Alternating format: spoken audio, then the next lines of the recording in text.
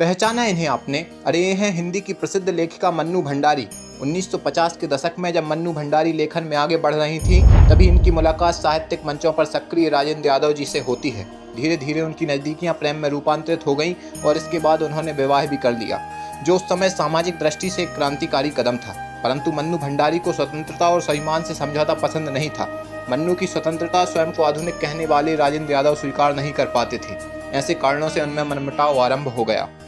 Heroine sir, heroine कौन हाँ बता रहा हूँ, मनु भंडारी करके एक लेखिका थी जी। उनकी कादम्बरी थी यही सच है। रजनीगंधा, आपको शायद देखा मालूम नहीं, रजनीगंधा फूल तुम्हारे। यही सच है कहानी पर आधारित नितिन गडकरी जी की पसंदीदा फिल्म रजनीगंधा की नायिका मन्नू भंडारी की भांति स्वाभिमान और स्वतंत्रता को महत्व देती हैं। पति पत्नी के बीच झगड़ों से कहीं न कहीं उनके बच्चे भी प्रभावित होते हैं। कोने में छुपकर रोती उनकी बेटी को देखकर संभवतः मन्नू भंडारी के मन में उपजी पीड़ा ने जन्म दिया उपन्यास आपका बंटी को। लेकिन स्त्री पुरुष के यानी एक पारिवारिक जीवन का जो तीसरा आयाम होता है, पति पत्नी और बच्चा, इस पर आज तक किसी ने नहीं लिखा था और मेरा ध्यान तभी गया इस बच्चे की मनोव्यथा को कोई चित्रित। जी हाँ, आपका बंटी एक ऐसा उपन्यास है जिसमें दर्शाया गया है कि पति पत्नी के बीच होते झगड़ों का बच्चों की मानसिकता पर क्या असर पड़ता है। मन्नू भंडारी और राजेंद्र यादव की कहानी बताती है कि प्रेम में विवाह जितना जरूरी है, विवाह के बाद प्रेम भी उतना ही जरूरी होता है।